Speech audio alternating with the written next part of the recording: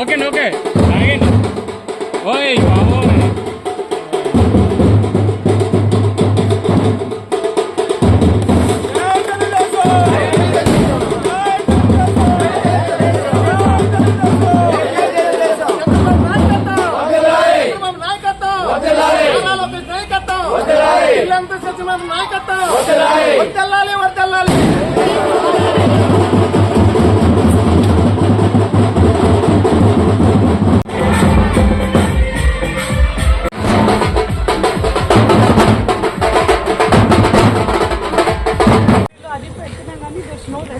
అప్పటికప్పుడు క్లీన్ చేస్తున్నారు కానీ దీనికి ఏమైనా పర్మనెంట్ సొల్యూషన్ ఆ ఓనర్ స్కూల్ పక్కన హ్యాండ్ స్కానర్లు ఉన్నాయి. చెత్త విపరీతం చెప్పేస్తున్నారు అందరూ. గోడ కట్టుకోవడం ఏదో ప్రైవేట్ ప్రాపర్టీ అంటే వేయరు కదా, వీకెండ్ వదిలేసరికి ఇంకా ఎన్నిసార్లు వాల్ కూడా కట్టలేదా, ఏమీ లేవు. క్లీన్ చేస్తున్నారు, ఈవో గారు క్లీన్ చేస్తున్నారు సార్. అది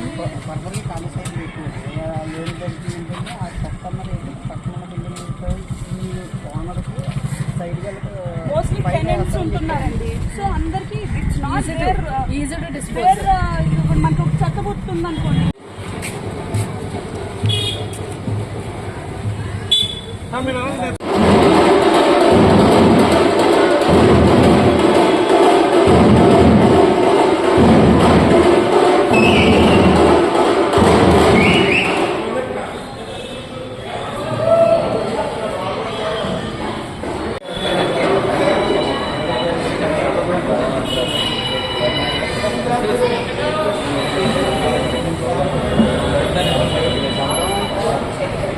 తీర్థయాత్ర ఇంటింటికి తిరుగుతూ ఉన్నాం.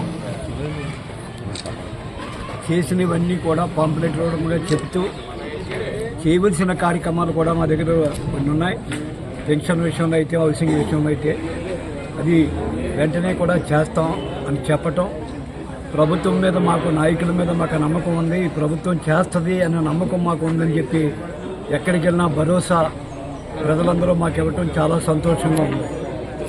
ఏది ఏమైనా ఈ 2 సంవత్సరాల్లో చేసిన అభివృద్ధి సంక్షేమ కార్యక్రమాలు పాంప్లెట్ రూపంగా ప్రతి గ్రామానికి, ప్రతి ఇంటింటికి మధ్యాహ్నం 3 గంటల నుంచి సాయంకాలం 7, 7:30, 8 గంటల వరకు కూడా తిరిగి అన్నీ కూడా చెప్తున్నాం. మన్నాడు దాన్ని అన్నీ కూడా ఎక్కడ ఏం జరిగిందో ప్రెస్ మీట్ ద్వారాగా, వాయిస్ ద్వారాగా ప్రతి వాళ్ళకి కూడా తెలియజేస్తూ ఎప్పటికప్పుడు రాష్ట్ర కార్యాలయానికి సమాచారం ఇక్కడ ఏం జరుగుతూ ఉంది, ఇక్కడ ఏం కోరుతా ఉన్నారో, ఏ విధమైన అభియోగాలు మా మీద వచ్చాయి, ఏ విధమైన కార్యక్రమాలు కోరుతున్నారని కూడా ఎప్పటికప్పుడు చెప్తా ఉన్నాం. ఇది కాక ప్రతి శుక్రవారం మరి ప్రజా దర్బార్ ఏర్పాటు చేసి ఫిర్యాదులు తీసుకుంటున్నాం. ఎక్కడికక్కడ ప్రజా సంక్షేమం గురించి కూటమి ప్రభుత్వం సాయశక్తులా ప్రయత్నం చేస్తుంది. రాబో కాలంలో ఇంకా మంచి కార్యక్రమాలు చేసి 2029లో జైత్రయాత్ర చేయాలన్నదే కూటమి లక్ష్యం. ఒక పక్క పవన్ కళ్యాణ్, ఒక పక్క చంద్రబాబు నాయుడు గారు, మోడీ గారు ఈ పోలవరం కానీ, అమరావతి కానీ, అలాగే వైజాగ్ పరిసర ప్రాంతాల్లో ఇండస్ట్రియల్ డెవలప్మెంట్ కానీ, రాయలసీమలో పరిశ్రమలు స్థాపించడంలో కానీ విదేశ పెట్టుబడులను అనేకమైన ఆకర్షించి మరి లోకేష్ బాబు ఒక పక్క, చంద్రబాబు నాయుడు ఒక పక్క, కేంద్ర సహాయంతో ఒక పక్క ముందుకెళ్తున్నాం. ప్రజలు ఆశీర్వదించాలని కోరుతా ఉన్నాం. వాళ్ళ ఆశీర్వాదాలు తీసుకుని ముందుకెళ్తా ఉన్నాం. ఇంకా మొత్తం 45 రోజులు 11 రోజులు అయింది. మిగిలిన గ్రామాలన్నీ కూడా రోజుకొక గ్రామం చొప్పున తిరుగుతూ మిగిలిన ప్రాంతం మేము తిరగ్గా ఉండిపోయిన మిగిలిన ప్రాంతం అంతా కూడా లోకల్లో ఉన్న పోలింగ్ బూత్ల్లో ఏజెంట్లు, నాయకులు అందరూ తిరిగి సబ్సిడీగా అందరికీ కూడా పాంప్లెట్లు పంచి దీని యొక్క విశిష్టత అందరికీ తెలియజేయవలసిన బాధ్యత తెలుగుదేశం పార్టీ నాయకుల మాత్రమే కార్యక్రమంగానే ఉంది. ఇది జయప్రదం కావాలని అన్ని విధాలుగా ప్రజలు మమ్మల్ని ఆశీర్వదించాలని చెప్పి అందరినీ కూడా కోరుకుంటూ ఉన్నాం. ప్రభుత్వాలు వస్తూ ఉంటాయి, పోతూ ఉంటాయి. ప్రజాప్రతినిధులు రకరకాల ముఖ్యమంత్రులు, రకరకాల మంత్రులు వస్తూ ఉంటారు. 5 సంవత్సరాల కాల పరిమితిలో గత ప్రభుత్వం ఏం చేసింది అనేది వాళ్ళు చూసుకోవాలి. ఇప్పుడు ప్రభుత్వం ఏ విధంగా చేస్తుందో చూసుకోవాల్సిన బాధ్యత ప్రజల మీద ఉంది. అన్నీ కూడా చూస్తూ ఉన్నారు. డిఎస్ఏ పెట్టిన వాళ్ళు ఇవాళ వచ్చి డిఎస్ఏ గురించి అవకతవకలు జరిగాయి అని చెప్పి లోకేష్ బాబుని రాజీనామా చేయటం అది అసందర్భం. లోకేష్ బాబుని కాదు, వాళ్ళ ఆశయం నెరవాలంటే చంద్రబాబు నాయుడిని రాజీనామా చేయమంటే ఆ ముఖ్యమంత్రి సీటు జగన్ గారికి ఇస్తే ఆడి కడుపు సల్లాడుతుందేమో తప్ప ఈ విధమైన కార్యక్రమాలు చేయగలరు. గతంలో మీరు ఎన్ని డిఎస్ఏలు కేకేశారు, ఎంతమందికి ఇచ్చారు? ఇక్కడ మేము డిఎస్ఏ కేకేసిన తర్వాత అవకతవకలు జరిగినప్పుడు మా వాళ్ళు ఛాలెంజ్ చేస్తున్నారు.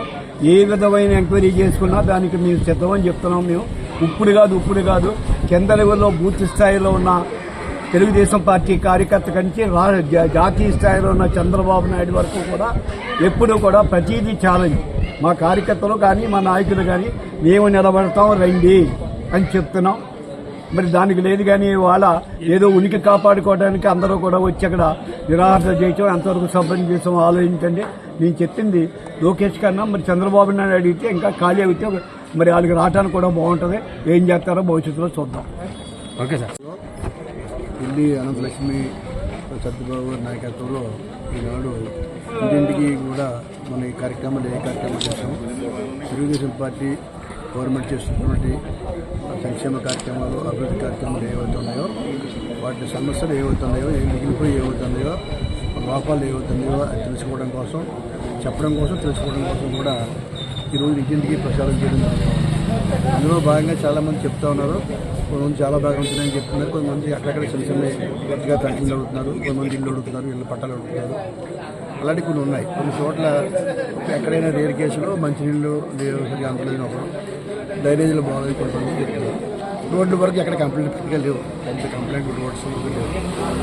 అంటే వస్తున్నాయి, కమ్యూనిటీ కంప్లైంట్స్ ఉన్నాయి, ఇండివిజువల్ కంప్లైంట్స్ కూడా ఉన్నాయి. అది ఏదైనప్పటికీ కూడా బ్రహ్మాండంగా బాగా చేస్తుంది. గవర్నమెంట్ చాలా బాగుంది, ప్రభుత్వం చాలా బాగా చేస్తారు. చంద్రబాబు నాయుడు గారి నాయకత్వాన మన పవన్ కళ్యాణ్ గారు, మోడీ గారు, మన లోకేష్ గారు అందరూ కలిసి చాలా చక్కటి పరిపాలన చేస్తూ ఉన్నారని చెప్పేసి ప్రజల్లో ఉన్న కనపడుతున్న విధానం. నాటి ఏంటంటే ఇదే రకంగా ఇప్పటికీ మనకి 11 రోజులు పూర్తయింది. ఇప్పటికే రూరల్ నియోజకవర్గంలో 23,000 వరకు మన ఇంటికి తిరగడం జరుగుతూ ఉంది. ఇంకా కూడా మనకి 34 రోజులు ఉంది కాబట్టి ఏదో బ్యాలెన్స్ కూడా పూర్తి అయ్యే అవకాశం కూడా ఉంది. కాబట్టి అందరూ సహకారంతో కార్యకర్తలు కూడా చక్కగా చేస్తారు. అందరూ సహకారంతో ఇటువంటి కార్యక్రమం. డిఎస్సీ చెప్పాలంటే డిఎస్సీ పార్టీ వాళ్ళు పార్టీ అప్పలేదు. ఎందుకంటే ఏనాడు కూడా ఏ ఒక్క డిఎస్సీ కూడా వాళ్ళు తీయలేదు. ఇంతవరకు ఎన్టీ రామారావు గారు ఉన్న కాడి నుంచి కూడా, తెలుగుదేశం ప్రభుత్వం వచ్చిన కాడి నుంచి కూడా, తర్వాత చంద్రబాబు నాయుడు గారి గురించి వచ్చిన కాడి నుంచి కూడా ఇవన్నీ కూడా చూస్తూ ఉన్నాం. ఎప్పుడూ కూడా తెలుగుదేశం ప్రభుత్వంలో నోటిఫికేషన్ చేస్తాం మనం వేయించడం. ఎందుకంటే మొన్న 17,000 పోస్టులు ఇస్తామని చెప్పారు. అన్న మాట్లాడు 14,757 పోస్టులు వేయడం జరిగింది. వాళ్ళు ఏమీ చేయలేదు కాబట్టి వాళ్ళు చేసిన క్రెడిట్ తెలుగుదేశం పార్టీకి వస్తే, కూటమి ప్రభుత్వం వస్తుందని చెప్పేసి ఏదో లోకేష్ గారి మీద ఏదో పెడితే అప్రమత్తం చేస్తే అది పోతుంది అని చెప్పి అనుకుంటాను. కానీ జరగదు. ఎక్కడ కూడా నాకు తెలిసి నేను స్కూల్ ఎడ్యుకేషన్ మంత్రి చేశాను. ఎక్కడ కూడా ఏ ఒక్క అవినీతి జరగదు, అవకతవకలు జరగదు. అవకాశం కూడా లేదు అసలు. ఎట్టి పరిస్థితుల్లో కూడా ఏ అవకతవకలు చేయడం కానీ నేను ఉన్నప్పుడే 94లోనే నేను అక్కడ ఎడ్యుకేషన్ మంత్రిగా ఉన్నప్పుడు అప్పుడు కాంగ్రెస్ గవర్నమెంట్లో వాళ్ళు ఆపేస్తే కోర్టులో చేశారు. సుప్రీంకోర్టు ఇచ్చి మేము వెళ్ళి నేను సెక్రటరీ శర్మ గారిని చెప్పుకున్నారు. సెక్రటరీగా నేను ఢిల్లీ వెళ్ళి సుప్రీంకోర్టుకి వెళ్ళి ఆ స్టే వెకేట్ చేయించి 17,000 పోస్టులు వేయించాం 94లో. అవన్నీ ఎలా చేయించామంటే చంద్రబాబు నాయుడు గారు వెళ్ళమన్నాడు, ఎన్టీ రామారావు గారికి ఉన్నాడు, వెళ్ళమంటే వెళ్తే ఢిల్లీ స్పెషల్ ఒక లీవ్ పిటిషన్ చేసి మేము దాన్ని ఆర్డర్ తెచ్చుకున్నాం. మీరు ఇచ్చే జడ్జిమెంట్ కట్టుబడి ఉంటామని చెప్పేసి తెచ్చుకున్నాం. అలాగే మేము సాహసోపతి నిర్ణయాలు తీసుకుని గవర్నమెంట్ వారికి చేస్తే ఈనాడు ఏ రకంగా ఏమీ లేకుండా ఒక్క పోస్ట్ కూడా వాళ్ళ గవర్నమెంట్లు ఎప్పుడు ఈనాడు ఒక పోస్ట్ చేయకుండా ఈనాడు లేనిపోని ఉన్నాయి లేని అంటే అక్కడ మొన్న ఏదో నీట్ పేపర్ లీక్ అయిపోయింది కాబట్టి అలా జరిగిపోతే ఇలా జరిగిపోతే అనుకుంటున్నారేమో. చాలా తప్పుడు విధానాలు వెళ్తున్నారు. చాలా తప్పది. ఎందుకంటే పిల్లల భవిష్యత్తు కోసం మీరు పాడు చేయకండి. మీరు రాజకీయం కోసం లేనిపోయిన అపోలు కల్పించి వాళ్ళని భవిష్యత్తు పాడు చేయడం ధర్మం కాదు. అది ఎక్కడ కూడా ఏ రకమైనటువంటి అవకతవకలు జరిగే అవకాశం లేదు అని చెప్తున్నాను. రోజు ఎందుకనగా నాకు 43 సంవత్సరాల నుంచి తెలుగుదేశం పార్టీలో ఇన్నాళ్ళకి గుర్తించి నాకు పిల్లల శిక్షణానికి మొత్తం నానాజీ గారు ఆధ్వర్యంలో మాకు కాకినాడ రోడ్లో ఏఎంసీ చైర్మన్ పదవి మా మిస్సెస్ అయినటువంటి మాస్టర్ నాన్న గారికి రావడం చాలా సంతోషకరం.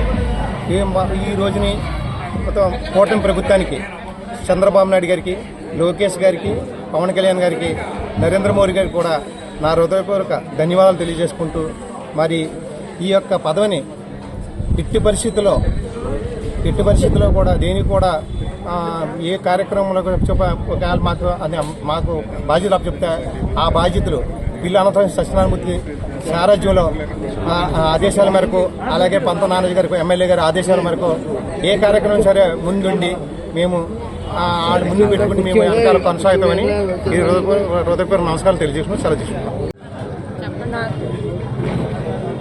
మార్కెట్ కంప్లీట్ చేయడం పదవి ప్రకటించడం పిల్లల లక్ష్మీ సత్యనారాయణ సమక్షంలో వాళ్ళు ప్రోత్సాహంతో నాకు ఈ పదవి చాలా ఎమ్మెల్యేగా పంత నానాజీ గారు చాలా సంతోషంగా ఆనందంగా ఉంది. వాళ్ళందరికీ ధన్యవాదాలు.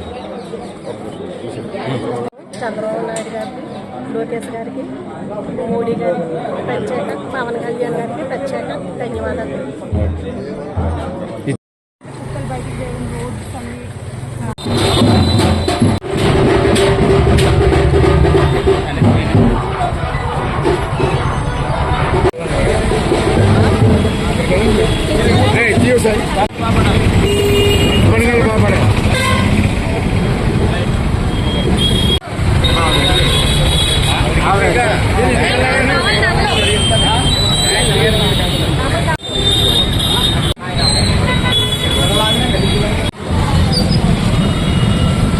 मुझे